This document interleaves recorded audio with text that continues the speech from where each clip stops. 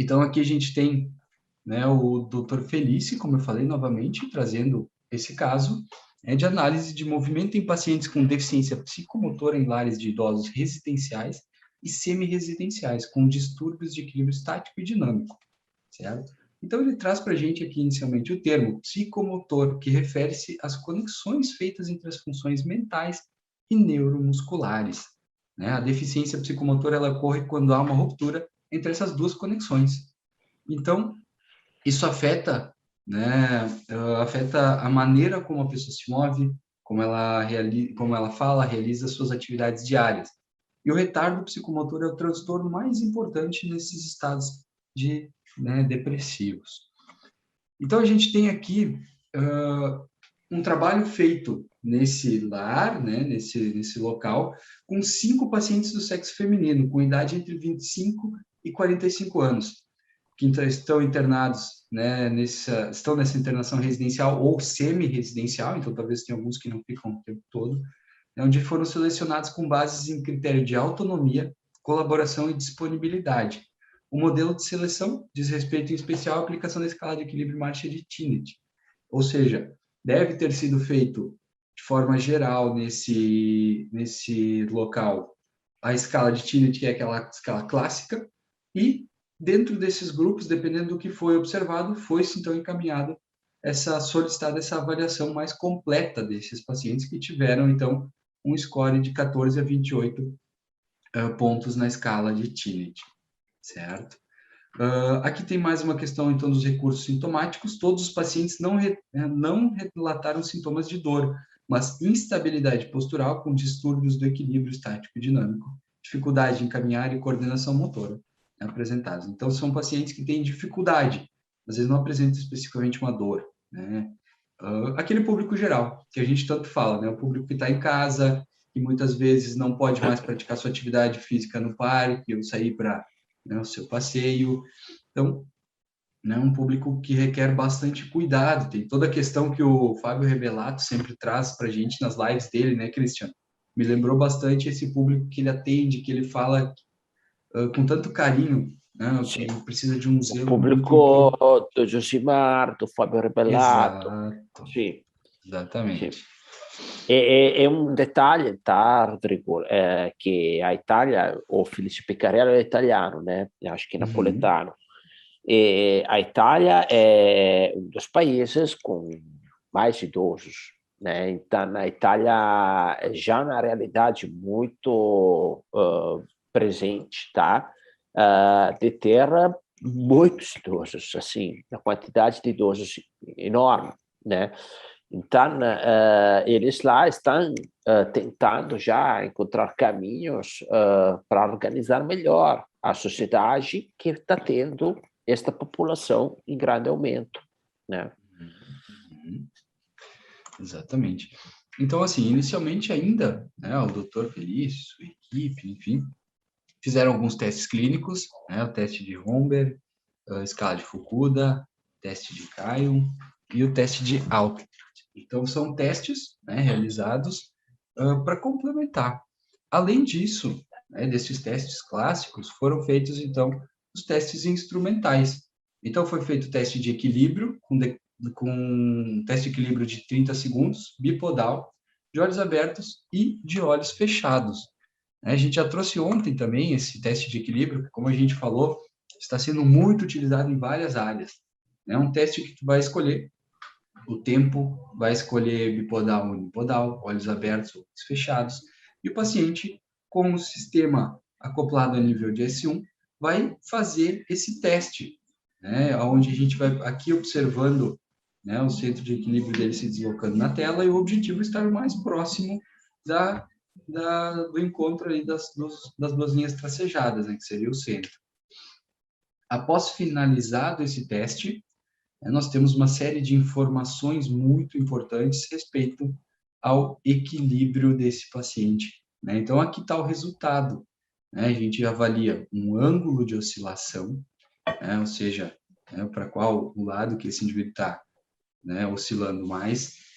Dificilmente vamos conseguir ter essa precisão nos testes clássicos, né, que tinham sido realizados anteriormente. Nós temos aqui uma área de elipse, Christian, muito alta, comparado até Bastante aos alta. resultados, os testes Sim. do caso clínico de ontem. Quem não viu o caso clínico de ontem, tá no YouTube, né, Cristiano? Para poder analisar Sim, também. acho que estão editando Fica, para deixar ele mais isso. isso. Fica ali por algumas horas e depois o pessoal do marketing tira, então quem não viu, dá uma corridinha lá, ou depois a gente pede para a gente envia o material depois editado, tá? Nós temos aqui um ângulo de oscilação antero-posterior e médio-lateral, assim como as velocidades das oscilações, que são bastante altas também, né? Como eu disse, neste caso clínico aqui, nós ainda não temos os resultados finais, né, que estão sendo trabalhados, mas a gente tem comparações em outros testes, né? Tem bastante trabalho do Dr. Guilherme, como o Cristian mesmo citou, que mostra esses dados aqui considerados bastante altos. Tá? O teste de marcha, tá? Então foi feito o teste de marcha clássico, onde o paciente vai com o sistema também a nível de S1 realizar essa marcha por alguns metros, né? Uns 7 metros, ida e volta, enfim. O sistema vai fazer as médias e os desvios padrões dos passos, das passadas, né? E vai calcular uma série de parâmetros, como aqui, por exemplo, um índice geral de simetria, né? Que a gente vai entender um pouquinho melhor logo em seguida, onde a normalidade seria acima de 90%. Como a simetria desse indivíduo só atingiu 66%, já ilustra aqui em vermelho. Se ele atinge a normalidade, fica em verde, né? Assim como a velocidade muito baixa, né? O parâmetro de velocidade baixa é algo bastante preocupante, né, Cristian? Principalmente para esse público, assim Sim, como a cadência sim. ali também, né? O que a gente vê de dado também bastante interessante aqui é uma propulsão bastante assimétrica, onde no lado aqui, no lado direito, né, Sim. 5,51, dentro da normalidade, e o lado esquerdo 3,6. Né? Então, essa aqui é um dos parâmetros que norteia a simetria também. Né? Então, a gente tem aqui membro direito e esquerdo trabalhando de forma muito diferentes, o que é muito preocupante. Né? Essa propulsão ela pode gerar instabilidades, né? Pode gerar uma compressão na região coxofemoral, né? Dentre outros Sim. problemas Quando que podem tem acarretar, né? pouca força, sim, né? A pessoa depois mostra uma coisa, né, que o Guilherme comentamos com o raciocínio clínico, Isso, mas assim, a exatamente. propulsão, a velocidade, né, são dois aspectos atrelados a aspectos morfológicos, então principalmente a força e eventualmente a amplitude de movimento. É que a propulsão, sem dúvida, é a força. Está no subjeto que não tem aquela força ali no lado Exatamente. direito, tá? E É o sinal, né, que deste a diferença entre a direito e esquerdo é principalmente o lado direito que não tem força, né, para fazer a exatamente. propulsão. Isso. E a gente vê que o lado esquerdo, então, ele está em 5,51, ele está ali, né, no limite. Está Então, no ainda o limite. ideal seria Sim. também, né, ganhar. Eu gosto muito daquele caso clínico apresentado pelo Thiago Marta, que ele faz o teste de equilíbrio bipodal para atletas um atleta de basquete que teve a torção de tornozelo, aonde o Sim. equilíbrio unipodal direito, que era o lado não lesionado, estava muito baixo, né, índices muito baixos, e o lado esquerdo ele nem conseguiu realizar. Depois ele aumentou os dois parâmetros, né, os dois membros melhoraram os parâmetros do equilíbrio. Então aqui também, mesmo fazendo um trabalho sobre o membro que tem menos força, o lado contrário também vai ganhar bastante, provavelmente. A gente vê também Sim. a mobilidade da pelve aqui dentro dos gráficos nos três planos. Né? Aqui foi feito só o recorte para esse teste da rotação da pelve, né? Onde a gente vê aqui a faixa escura seria a normalidade da rotação dentro da fase apoio-balanço, né? E a gente vê principalmente o lado direito aqui bastante mantendo uma rotação externa, né? Então a gente tem ali Sim. parâmetros bastante O paciente que ele está plano, ele não movimenta a exatamente. rotação, Não não está está fazendo criando rotação, né? Ele está tendo rotação. um bloco. Exato. A PEV não roda, né? Aqui. Então, clássico quando o paciente anda devagar. É um grande clássico também que as amplitudes de movimento da PEV sejam todas reduzidas, né? Então, é um paciente que aqui está meio que sapateando, assim, né? Andando muito devagar Uhum. Lembrando que o caso clínico, como eu digo, esse caso, né, esse estudo, ele está sendo desenvolvido. Então, foram usados 5 pacientes e aqui tem recortes de um para exemplificar um pouco do trabalho que está sendo realizado. Os testes, então, que foram feitos ainda foi o teste de tronco. Opa, passei aqui sem querer. Né, que mostra a mobilidade na flexão e extensão. Esse aqui é o BioBeat, novamente sendo protagonista aqui na avaliação. Aqui nós temos o posicionamento do cinto, e aí o paciente realiza, né, a avaliação dos planos e aparece em tempo real na tela, né, ou numa televisão, se for espelhado, para que o paciente possa construir junto com o profissional esse relatório, para que ele possa entender aonde ele tem déficit, aonde ele precisa trabalhar, e o profissional pode ter uma comunicação muito assertiva, né, dentro desses testes aqui realizados.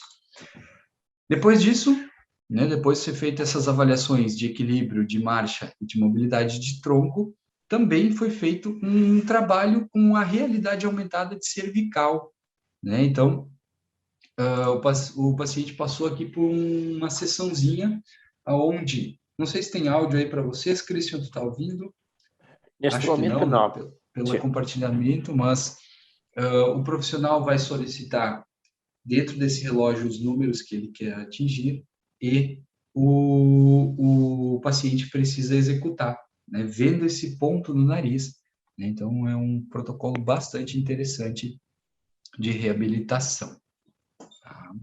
Para auxiliar nas suas técnicas, nos seus métodos. Né? Bastante conhecido já aqui, a gente mostra bastante, mas para quem está chegando e querendo conhecer essa tecnologia, vendo os primeiros casos clínicos, é importante também. Foi feito também o exercício de equilíbrio estático e dinâmico.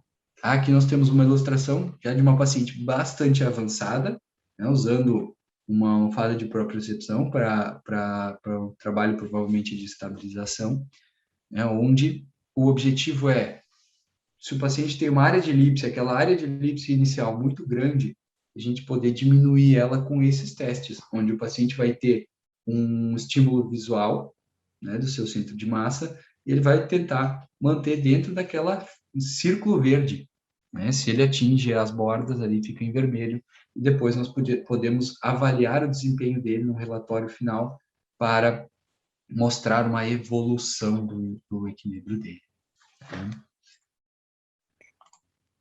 Os resultados desse caso, então, embora as primeiras aquisições clínicas e de processamento de dados mostrem perspectivas encorajadoras e tranquilizadoras em relação às disfunções vestibulares e distúrbios ambulatoriais, ainda não é possível fornecer dados estatísticos ou conclusões clínicas. Até o momento, os pacientes apresentam boa adesão ao tratamento com o uso da tecnologia do BioBeat, certo? Então, esse é o resultado que se tem até o momento desse caso aqui, né, que apresenta essa rotina de avaliação e tratamento desses pacientes que estão em lares, né, sendo aí, necessitando de um auxílio, porque já tiveram lá um índice, uma escala de TINIT muito alta, feita provavelmente, os cuidadores, né?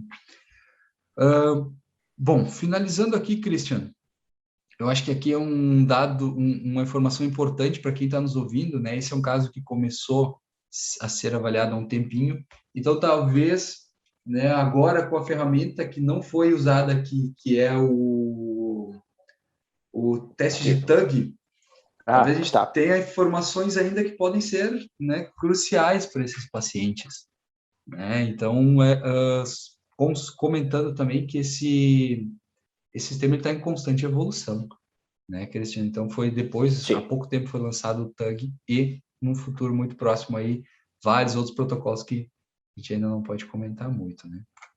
Sim.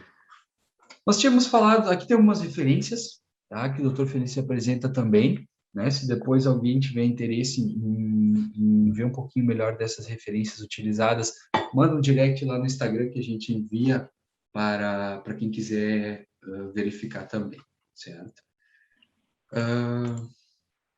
Voltei, Cristiano, para aquela tela da marcha. Sim. Disse que tinha uma questão para comentar aqui bastante importante, não é? Bom, pessoal, então, deixa eu só fazer um comentário aqui para a Rita Guerra, né, que ela comentou que a mãe dela teve AVC e ficou com sequela na fala na marcha, tá? E aí a mãe dela está fazendo hidroterapia 3 vezes por semana, que está melhorando o equilíbrio. E ela disse que ela é graduanda também, né, mas atua como pedagoga. E aí ela coloca que ela está fazendo prática com a mãe dela, né? Fazendo os testes, avaliações, o que está aprendendo na faculdade, ela está treinando com a mãe dela. Então, Fantástico. né? Fantástico. Desejamos melhoras, né? Tenho certeza que você está fazendo um trabalho com sua mãe bem direcionado, né? E aí ela compartilhou a live com os outros colegas. Muito obrigado, né? Depois quero dar um bom dia também para o Gerard, para a Patrícia Tampere também. Bom dia para vocês também, tá? E agora, voltando aqui no assunto, tá, Rodrigo? A velocidade, a cadência, tá? Bom, vou derrubar a tela, tá, Rodrigo? Eu vou compartilhar a minha tela agora, tá? Enquanto vai preparando o material, Cristina, eu acho que essa questão que a como é que é o nome dela? Que tu tinha dito A antes inicial lá? Rita Guerra. Rita, acho que é uma coisa que né, muitos dos estudantes fazem, né? A família acaba sendo, né, a principal cobaia, né? Então a gente está aí sempre. Meu pai também agora numa reabilitação pós-Covid, então a gente está em casa ali fazendo avaliações, exercícios, então é muito legal essa questão, né, inicial aí. Sim, né, a gente escuta muito a Ellen Passos, por exemplo, também, né, que a mãe dela também, ela começou a se interessar depois que a mãe também dela teve um problema. Agora, raciocínio clínico na marcha, nós fizemos uma live com o Guilherme, tá?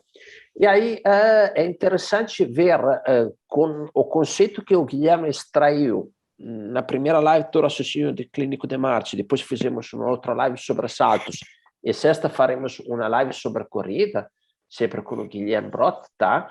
A gente extraiu este conceito de fazer análise e definir necessidade da patologia, né? Ou seja, a patologia aqui que precisa avaliar, né? Definir o objetivo de avaliação, avaliar, no caso que estamos falando marcha. E aqui que vem a coisa interessante, que a gente estava vendo lá no relatório, em vermelho, velocidade, cadência. Qual é o significado funcional destes déficits?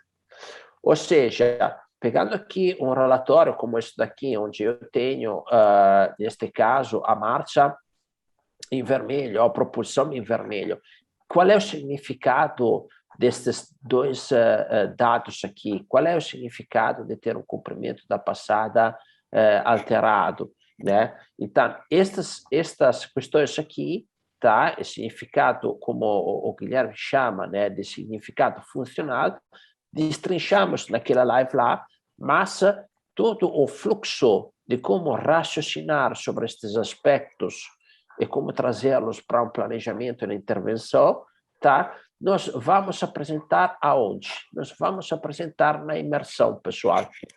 Então, nós temos aqui o nosso Instagram, tá? Clicando no link da bio, vocês podem acessar aqui, tem participe da imersão e na avaliação biomecânica. Clicando aqui, vocês terão acesso a esta página, onde vocês podem fazer a inscrição, é ao vivo, online e gratuita, a partir do dia 9 dia 13, tá?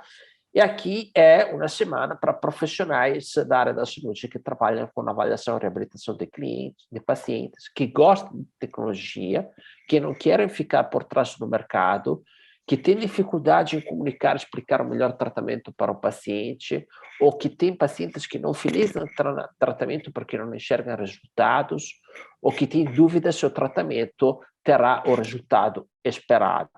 Tá? E aí aqui nós vamos justamente apresentar um método de avaliação desenvolvido para o sucesso da sua clínica, como realizar uma avaliação rápida, prática e precisa, como ter um assistente digital sempre ao seu lado e como apresentar dados assertivos cientificamente comprovados, como aumentar a rentabilidade com tecnologia avançada e como ter um raciocínio clínico para fechar um diagnóstico. Tá? Então, pessoal, aqui é o esquema que nós iremos abrir detalhadamente dentro da imersão, tá? Principalmente na segunda aula trataremos bastante esta visão aqui de como processar, né, o fluxo de trabalho que você está atuando com o auxílio do assistente digital, tá? Justamente porque estamos falando de avaliação biomecânica digital, tá? E aqui tem mais gente dando bom dia, a Tainá, o Alexandre Torres, né? Bom dia para todos. Tá, Bom dia a todos. Então, Rodrigo, o que tu achou deste conceito de significado funcional? Tu já tinha ouvido antes? Fantástico, Christian, fantástico. Eu acompanhei um pouquinho das lives do Guilherme, né? E o Guilherme sempre traz assim conteúdos extraordinários que mudam a visão das pessoas que assistem, né? Que acompanham. Então isso que é o mais legal de tudo. Ele transforma algo que parece ser um monstro em algo simples que tu coloca na tua rotina de forma muito prática, simples, leve, né? Então o conteúdo do Guilherme é fantástico, né? Esse conteúdo ninguém pode perder, né? Ele vai realmente revolucionar, Cristian. Parabéns aí pelo teu trabalho junto com o Guilherme aí, de vocês dois. Muito bom. Ele que faz, né? Eu só acompanho. Eu só acompanho, eu só questiono ele, eu faço perguntas para ele só.